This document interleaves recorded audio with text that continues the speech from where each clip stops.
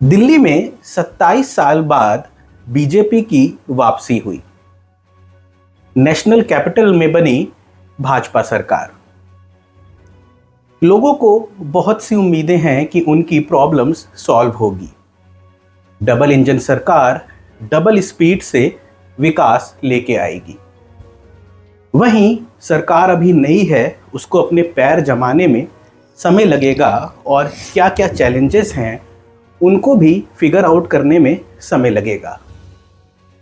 आज इन सारे तमाम मुद्दों पर मेरे साथ बात करने के लिए मौजूद हैं दिल्ली बीजेपी के वाइस प्रेसिडेंट और आदर्श नगर के एमएलए यानी कि विधायक मिस्टर राजकुमार भाटिया। भाटिया जी, मेरे मंडे टॉक इंटरव्यू सीरीज में एक बार फिर से आपका स्वागत है।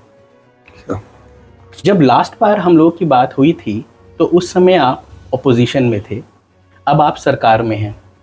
तो क्या लगता है कि उम्मीदें लोगों की बढ़ गई हैं, आपके चैलेंजेस बढ़ गए हैं, चुनौती महसूस हो रही है? कार्यकर्ताओं की लंबी मेहनत के बाद हम लोगों की दिल्ली में सरकार बनी है और प्रथम 100 दिन का रिकॉर्ड भी आपके सामने आया था। आज लगभग 5 महीने होने जा रहे हैं जी। और इन 5 महीनों में दिल्ली की सरकार में जो गति दिखी है, जो रफ्तार दिखी है, वो सबको नज़र आ रही है। काम होता हुआ दिख रहा है। पहले दिखता था, काम नहीं होता था, अब काम होता हुआ दिख रहा है। हालांकि मैं मानता हूं कि पिछले 12 वर्षों के अंतराल में जो गर्द जमी हुई है, जो बर्फ़ जमी हुई है, उसको पिघलने में समय लगेगा। हम सब लोग उस पर मिलकर काम कर रहे हैं और दिल्ली में श्रीमती रेखा गुप्ता जी वाली जो सरकार है, उसने निरंतर अपने विधायकों के साथ मिलकर, कैबिनेट के साथ मिलकर नए आयाम स्थापित किए। लास्ट 10 साल के आप आम आदमी पार्टी के कार्यकाल को किस तरह से देखते हैं? दुस्वप्न था दिल्ली की जनता के लिए। दिल्ली की जनता भ्रमित हुई थी और उस भ्रमित में भी उसके ऊपर फिर एक और जिसको कहते तय जमा दी गई भ्रम की। हर बात पर फ्री का वायदा, हर बात पर अपने लोगों को फ़ायदा पहुंचाने का वायदा। तीर्थ यात्रा है तो फ्री है, गेट लगेगा तो फ्री लगेगा, और पानी लगेगा तो मिलेगा तो फ्री कुछ नहीं मिल रहा था। इस 10 सालों में दिल्ली की जनता ने फ्री पानी नहीं पिया, खरीद के पानी पिया। 20 रुपये बोतल, 30 रुपये बोतल वो रोज़ खरीदते रहे। फ्री बिजली के नाम पे जो धोखा था, उसमें भी पानी मोटर से आता था और मोटर चलती थी तो 200 यूनिट पार हो जाता था। लेकिन अब जब हम काम कर रहे हैं, जब सत्ता में आए, तो देखने को मिल रहा है कि काम तो हुआ ही नहीं था कहीं भी। मेरे अपने यहाँ क्षेत्र में मेरे को एक उदाहरण देखने को मिला। सीवर की एक लाइन ब्लॉक हुई तो हम उसे खोजने निकले, तो उसको खोजने निकले तो वो वैसे कनेक्टिंग लाइन तो नहीं निकली। फिर हमने मेटल डिटेक्टर मंगाया तो जब उसके द्वारा सीवर का पता चला, तो जब उसे खोदा गया, जेसीबी से खोदा गया, तो उसके ऊपर 3 बारी सड़क बन चुकी है। यानी कि 3 बारी सड़क बन गई और सीवर साफ नहीं हुआ। जब उसको खोदा गया तो उसमें बहुत सारा जो सिल्ट है वो निकला, बहुत सारे बॉटल्स, गंदगी, ये रूटीन में भी निकलती है, ऐसा नहीं है। लेकिन 3 बारी सड़क बदलने का मतलब कि 10 साल में एक बारी भी साफ नहीं हुआ। मैं आश्चर्यचकित था कि कैसे पिछली सरकारें काम करती थी, कैसे वो देखते थे। नालों की सफाई नहीं हुई, नालों में 10-10 फुट सिल्ट निकली जी। मेरे क्षेत्र से 500 से ज़्यादा ट्रक सिल्ट निकल गई थी। 500 से ज़्यादा? हाँ। तो एक ट्रक में अगर 15-16 टन सिल्ट माने तो आप अंदाज़ा लगा लीजिए। हालांकि आज़ादपुर का बड़ा क्षेत्र है, आदर्श नगर का। काम तो नहीं हुआ कहीं भी, और काम ना होने का सीधा सीधा प्रभाव एजुकेशन के क्षेत्र में गया, दवाइयों के क्षेत्र में, चिकित्सा के क्षेत्र में गए। वहाँ भी सेम स्थिति है। जब सरकार गैर संवेदनशील हो जाती है, सरकार को जनता के मुद्दों पर संवेदनशीलता नहीं आती, तो मैं सोचता हूँ इससे बड़ा नर्क कुछ और हो नहीं सकता जी साहब। 1998 में लास्ट बीजेपी की गवर्नमेंट थी दिल्ली में, जहाँ तक मुझे याद आ रहा है, और उसके बाद आपने कांग्रेस का भी कार्यकाल देखा, आपने आम आदमी पार्टी का भी कार्यकाल देखा। तो आपको क्या लगता है दोनों में से किस पार्टी ने बेहतर किया या दोनों ही एक जैसी थी? और उससे जुड़ा मेरा दूसरा सवाल ये है कि बीजेपी क्या इम्प्रूवमेंट्स लेके आएगी दिल्ली के लोगों के लिए? देखिए, पहले तो 1993 से 1998 के बीच में श्री मदन लाल खुराना जी और डॉक्टर साहिब सिंह वर्मा जी मुख्यमंत्री रहे उस कार्यकाल में। जो उस समय के रेजोल्यूशन थे उसको पूरा करने में कांग्रेस को 10 साल और लग गए। इसी दौरान कॉमनवेल्थ गेम्स हुई, एडिशनल अपॉर्चुनिटी मिली, कांग्रेस ने उसको किया, लेकिन कांग्रेस भ्रष्टाचार के घेरे में आ गई। इतना बड़ा इवेंट होना, और उसके बाद दिल्ली तो सुधरी श्रीमती शीला दीक्षित जी के कार्यकाल में, लेकिन जनता के पैसे का भी बड़ा नुकसान हुआ। जो काम 10 रुपये में होना चाहिए था वो 80 रुपये में हुआ। जो नैपकिन 50 रुपये का था वो कॉमनवेल्थ में 250 रुपये का खरीदा गया। ऐसा टेबल्स के बारे में, कुर्सी के बारे में, और लंबे समय आरोपों के घेरे में उनके मिनिस्टर्स और वो सब लोग रहे। उसके बाद एक दिल्ली में जो छद्म सरकार है उसको भी अपॉर्चुनिटी मिली। कॉमनवेल्थ के बाद एक बड़ा इवेंट हुआ G20, लेकिन उस सरकार ने काम करने से ही मना कर दिया। नमामि गंगे प्रोजेक्ट के तहत उन्हें यमुना साफ करने का मिला, उन्होंने काम करने से मना कर दिया कि हम तो नहीं करते। क्यों? आयुष्मान योजना लागू करने का मौका मिला, प्रधानमंत्री आयुष्मान योजना लागू करने का, उन्होंने मना कर दिया क्योंकि उसमें प्रधानमंत्री जी की फोटो थी। तो ऐसी अनेक योजनाएं जिसका फायदा दिल्ली को मिल सकता था, विकास के रूप में, विकास की गति के रूप में, इन्वेस्टमेंट के रूप में, पिछली सरकार ने उसे सिरे से नकार दिया। तो दोनों सरकारों की कार्यशैली में एक अंतर था, काम करने की नीति और नीयत में फर्क था। लेकिन कांग्रेस को राज करते करते 75 साल देश पर हो गए थे, तो उनकी नीति में एक खोट तो थी कि वो रुपए का काम, उनके प्रधानमंत्री जी कहा करते थे 1 रुपया जो है 15 पैसे मेरे लोगों तक पहुंचते हैं। तो जब देश का नेतृत्व ये कहता है कि 1 रुपये में 15 पैसे पहुंचते हैं, तो मैं सोचता हूँ उस सरकार की नीयत ठीक नहीं हो सकती।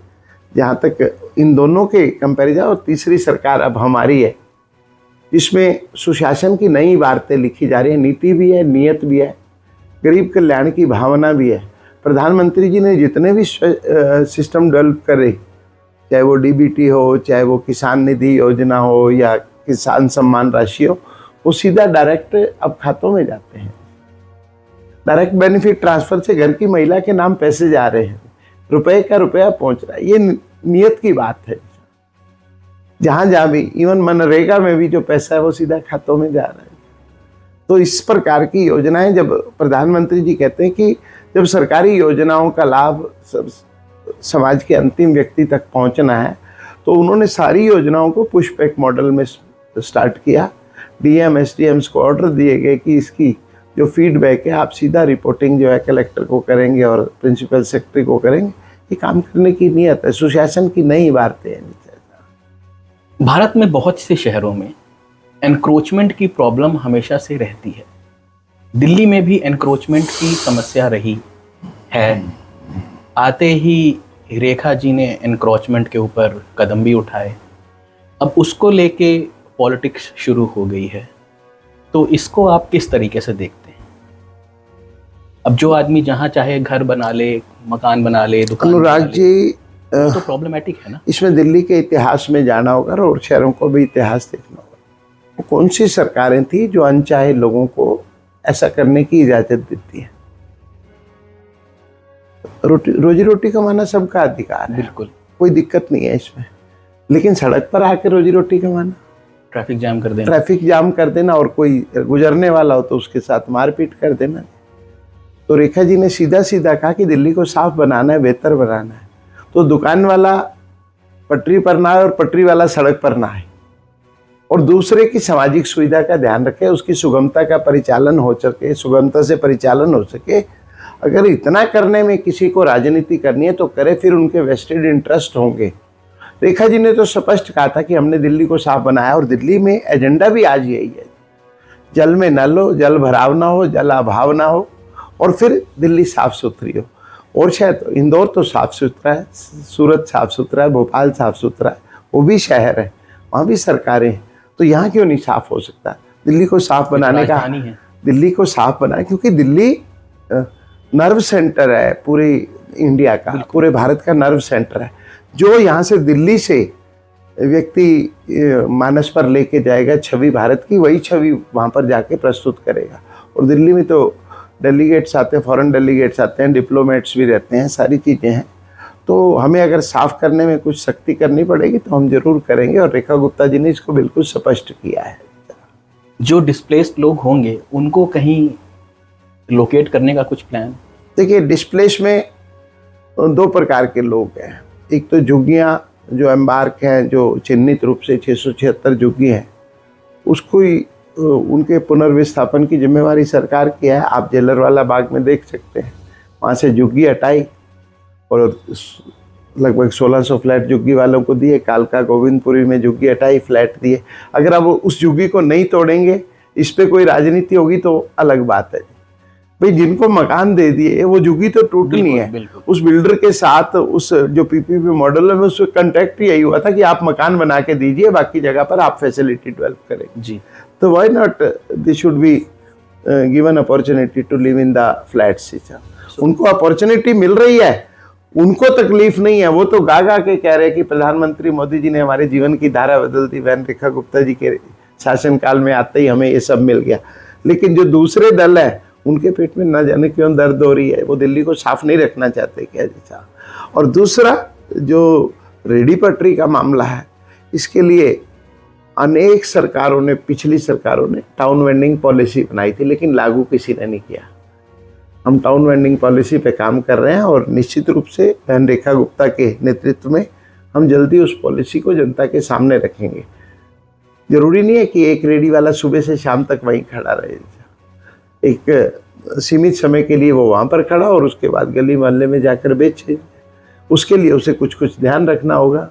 प्लास्टिक वेस्ट नहीं फैलानी होगी, कचरा नहीं फैलाना होगा, अपना कचरा दूर लेकर जाना होगा। तो इतना तो वो कर सकता है, क्योंकि दिल्ली में तो वो भी रह रहा है। बिल्कुल। और बच्चे उसके भी हैं। गंदगी का सबसे बड़ा असर, एनक्रोचमेंट का सबसे बड़ा असर अगर किसी पे पड़ता है तो बच्चों और बुजुर्गों पर पड़ता है। और कोई भी व्यक्ति नहीं चाहेगा कि उसका बच्चा बीमार हो, चाहे वो रेडी पटरी वाला हो, चाहे वो दुकान वाला हो, चाहे वो व्यापारी हो, चाहे फैक्ट्री वाला हो। अपने बच्चों की सलामती हर कोई मांगता है। तो मैं सोचता हूँ कि दिल्ली एकदम कदम बढ़ाकर स्वच्छता अभियान में बहन रेखा गुप्ता जी के आह्वान को पूरा करेगी। मतलब दोनों के लिए विन विन सिचुएशन होगी। बिल्कुल, हमें दिल्ली साफ चाहिए। बिल्कुल, हमारा राइट है। दिल्ली क्या, हमें पूरा इंडिया साफ चाहिए। नहीं, हम अपने शहर की बात करेंगे। हम यहाँ से बैठ के कलकत्ता की बात नहीं कर सकते। जहाँ मैं रहता हूँ उसके आसपास की जगह साफ हो, जिस कॉलोनी में मैं रहता हूँ उसके आसपास की जगह साफ हो, जिस कॉलोनी में मैं रहता हूँ उसके आसपास का नगर साफ हो, जिस नगर में मैं रहता हूँ उसके आसपास का और एरिया साफ हो। यानी कि मेरी पूरी दिल्ली साफ हो। पूरी दिल्ली साफ होगी तो दिल्ली तो भारत का दिल है, धड़कता है तो पूरे भारत में स्पंदन जाता है उसका, तो उसका असर आएगा सीधा सीधा। मेरा अगला सवाल आपसे एक बहुत ही ज्वलंत मुद्दे पे है। दिल्ली में पुरानी गाड़ियों का बैन। गाड़ी की उम्र से फर्क नहीं पड़ता, गाड़ी फिट है या नहीं उससे फर्क पड़ता है। अगर हम महंगी गाड़ियों की बात करें, ऑडी, BMW, वॉल्वो, ये सब तो यूरोपियन स्टैंडर्ड की हैं।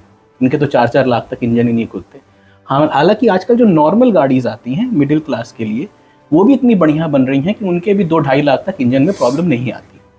तो सिरसा जी का भी मैं एक इंटरव्यू पढ़ रहा था कल, दिल्ली सरकार ने सुप्रीम कोर्ट भी पहुंची है। अगर गाड़ी फिट है तो उसकी फिटनेस के ऊपर उसका होना चाहिए। अगर वो 2 साल में अनफिट हो गई तो उसको आप स्क्रैप कर दीजिए।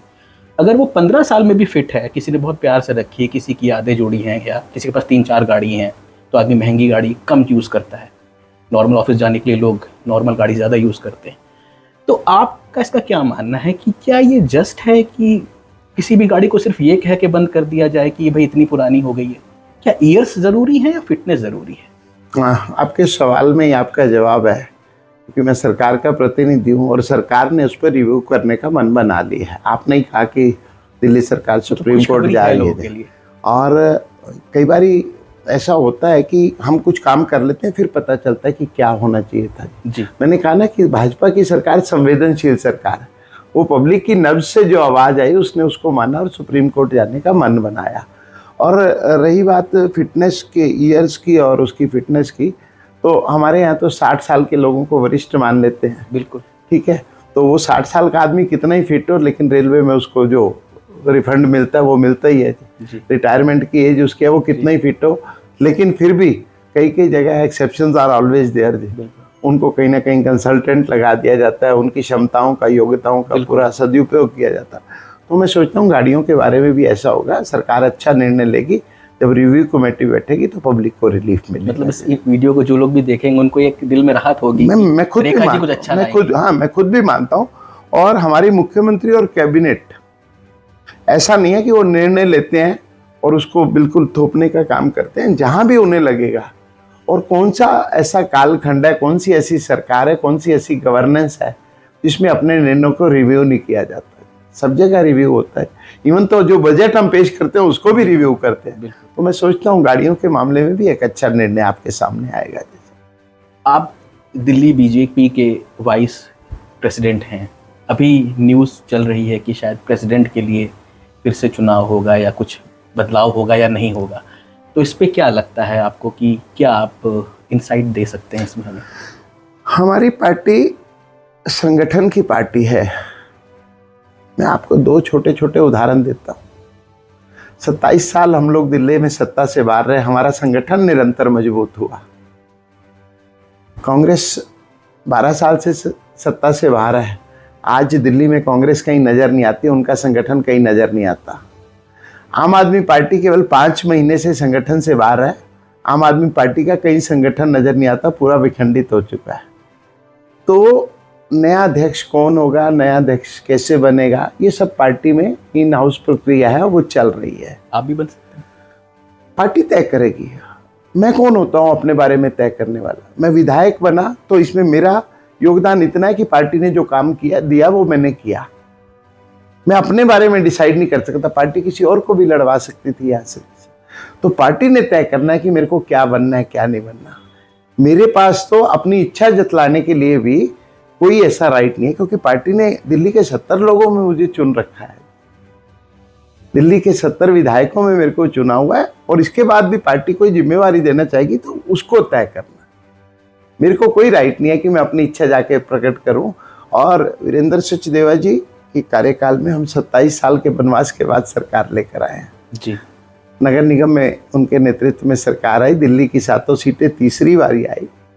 निश्चित रूप से उनका योगदान भुलाया नहीं जा सकता। अगले 5 साल में दिल्ली सरकार की और बीजेपी दिल्ली की क्या प्रायोरिटीज रहेंगी? ये पहला साल तो मैं सोचता हूँ पिछली सरकार का जो कचरा हटाने में है उसी में लग रहा है। नालियों में से सिल्ट निकालनी, सीवर साफ करने। लेकिन इसके साथ साथ जो इंफ्रास्ट्रक्चर बन रहा है दिल्ली के लिए, जो सोच, जो विजन के साथ हमारी सरकार जो चल रही है, वो मैं सोचता हूँ कि 5 साल का काम दिल्ली में 3 साल में पूर्ण हो लेगा। दिल्ली साफ होगी, दिल्ली स्वच्छ होगी, दिल्ली की जो जलवायु है वो पूर्ण रूप से स्वच्छ होगी। और सबसे बड़ी प्रायोरिटी जिसको हम संकल्प के रूप में, मन वचन कर्म के रूप में हमने कहा था कि यमुना मैया दिल्ली में अविरल बहेगी, यमुना पर जाके आप लोगों को गर्व अनुभव होगा, ऐसी हमारी प्रायोरिटी में है। और पहले 100 दिन में उस पर काम शुरू हुआ है। देवी बसों के रूप में आपके पास एक बड़ी सौगात आई है, जो पिछले कई सालों से केवल सेंट्रल गवर्नमेंट देती थी, दिल्ली सरकार उसमें अपना योगदान नहीं देती थी। देवी बसों के लास्ट माइल कनेक्टिविटी पर हम आए हैं जैसा। और दिल्ली में अलग अलग कौशल विकास के नए आयाम खुलेंगे, नई टेक्निकल यूनिवर्सिटीज़ खुलेंगी। ऐसे कई काम होंगे जिसमें दिल्ली के कामों को गति आपको नजर आएगी। मैं नहीं चाहता कि आप मेरी आंख से देखें, मैं चाहता हूं कि जो भी विकास हो दिल्ली की जनता की आंख से दिखना चाहिए। दिल्ली के लोगों को लोग कहें वाह, आज पहले सड़क खुदती थी 2 महीने 3 महीने खुद ही रहती थी, मेरे यहाँ 2 महीने से खुदी हुई है सड़क, लेकिन लोग कहते हैं वाह भाई ये वाला काम बहुत अच्छा हो रहा है। क्यों हो रहा है? उन्हें पता है कि अब काम हो रहा है। पहले केवल खुद, आज दिल्ली में आपने देखा होगा कि लोगों ने खूब वीडियो डाले, यहाँ जल भराव हो गया। जल भराव तो होगा, जल निकास कितनी देर में होगा ये सबसे बड़ा मुद्दा है। पानी बरसेगा तो जल तो जमा होगा जी, लेकिन आपकी कितने हार्स पावर का सक्शन उसको कितनी जल्दी खत्म कर देगा, ये मुद्दा है। दिल्ली सरकार इस पे बहुत बड़ा काम कर रही है। मेरे अपने एरिया में लगभग 150 हॉर्स पावर कैपेसिटी बढ़ाई गई है। हमारे यहाँ तो जहांगीरपुरी में 1 महीना पानी भरा रहता था, अब पानी भरने की जो गति है, जितनी देर बारिश आई है और उसके 3 घंटे बाद पानी निकल जाता है। This is the way to work, this is vision to work. That is the way how we have to work. Delhi सरकार अपने काम को पूरा कर रही है और मैं सोचता हूँ कि मैं कभी अपने ऑनरेबल मिनिस्टर से मिलता हूँ तो वो कहते हैं कि काम बताओ भाई साहब, कैसा काम और क्या करना है। पहले ये सब नहीं था, पहले आपको सब काम के लिए केजरीवाल जी से पूछना पड़ता था ये काम करना है कि नहीं, फिर उसमें उनका फ़ोटो होगा कि नहीं होगा। हमारे मुख्यमंत्री महोदय ने, हमारे मंत्री महोदयों ने हमें खुली छूट दिया कि अपने एरिया में काम करवाइए, आप जितना काम है आप लेके आइए। तो मैं सोचता हूँ कि दिल्ली में विकास की गति जनता की आंख से देखने की ज़रूरत है। मेरा एक सवाल अभी आपने जो बोला उससे जुड़ा हुआ मुझे एक याद आ गया। जैसे यूनिवर्सिटीज़ हैं, कॉलेजेस हैं, तो इनका प्राइवेटाइजेशन बहुत हो रहा है। हर आदमी, middle class, lower middle class, इतना पैसा नहीं है उसके पास कि वो अपने बच्चे को एक बहुत हैवी फीस दे के पढ़ा पाए। तो अब तो बीजेपी की सरकार है, डबल इंजन सरकार है, तो स्कूलों का और यूनिवर्सिटीज़ का प्राइवेटाइजेशन ना हो के सरकारी में ही अच्छी सुविधा मिले, इसके लिए क्या कुछ किया जाएगा? देखिए, शिक्षा के मॉडल के रूप में शिक्षा को गर्त में धकेला गया झूठ के नाम पे, और अभी तक हमारी सरकार के किसी भी नुमाइंदे के मुंह से आपने नहीं सुना होगा कि हम प्राइवेटाइजेशन की तरफ जा रहे हैं। कम से कम दिल्ली तो अपने आप में ही सक्षम नगरी है। दिल्ली यूनिवर्सिटी जैसा यहाँ पर प्रतिष्ठान है जो लगभग 100 साल 101 साल चल रहे हैं, तो आज तक तो दिल्ली में कभी किसी ने ऐसी बात नहीं करी। जहाँ प्राइवेट कॉलेजेस आए उसको भी दिल्ली ने एक बड़ी यूनिवर्सिटी के तहत सबको स्ट्रीमलाइन करके रखा हुआ है। दिल्ली के लोगों को इसके लिए डरने की ज़रूरत नहीं, और शिक्षा का स्तर दिल्ली में बढ़ेगा, ये भी आपको 1 महीने के अंदर, 1 साल के अंदर अंदर दिखना शुरू हो जाएगा। मेरा लास्ट का एकदम लोकल सवाल, आपका लास्ट 3-4 बारी हो गया है, आखिरी है। अब आप आदर्श नगर के एमएलए हैं, यहाँ के बारे में अगर आप कुछ बताना चाहें कि आप क्या कर रहे हैं या क्या प्लानिंग है यहाँ पे इस एरिया के बारे में। आदर्श नगर में वो कर रहा हूँ जो जनता चाहती है। मेरा अपना विजन अभी स्टार्ट नहीं हुआ है। जो जनता कहेगी वो होगा। जो जनता की जरूरत थी, पिछले 25 सालों से यहाँ जनता को कुछ नहीं मिला था, मैं वो करूँगा जो जनता चाहेगी थी। मेरी आज की प्रायोरिटी, मेरी पिछले 5 महीने की प्रायोरिटी एक ही थी कि सीवर साफ़ हो जाए, नाली साफ़ हो जाए, नल में जल आने लग जाए। हालांकि जिसको मैं अगर सक्सेस रेट मांगूँ, मैं अपने तौर पे कह रहा हूँ, तो वो 80% है। 20% अभी भी लैप्स है कहीं ना कहीं। वो योजनागत हो सकता है, वो पूंजीगत हो सकता है, कैपिटलाइज जो चीज़ें होनी है 1-2 साल में। लेकिन मैं दावे के साथ कह सकता हूँ कि आदर्श नगर की जनता को गर्व होगा कि उन्होंने ठीक विधायक चुना है। मेरा जनता के साथ संवाद बराबर है, हेल्पलाइन के माध्यम से भी शिकायत रहती है जनता को, हेल्पलाइन पे भेजा था जी, काम नहीं हुआ जी, ये नहीं हुआ। बिल्कुल। तो जो लाइन 40 साल पुरानी है उसमें राजकुमार भाटिया कितना योगदान कर पाएगा, लेकिन एक विधायक कितना योगदान कर पाएगा, इसके लिए मुझे समय चाहिए और मैं समय अनुकूल सारे काम कर रहा हूँ। इसी के साथ हम अपने इंटरव्यू के एंड पे आ गए। दोबारा आपने मेरे लिए इतने शॉर्ट नोटिस में टाइम निकाला, इतने बिजी शेड्यूल से टाइम निकाला, इसके लिए बहुत बहुत शुक्रिया। धन्यवाद।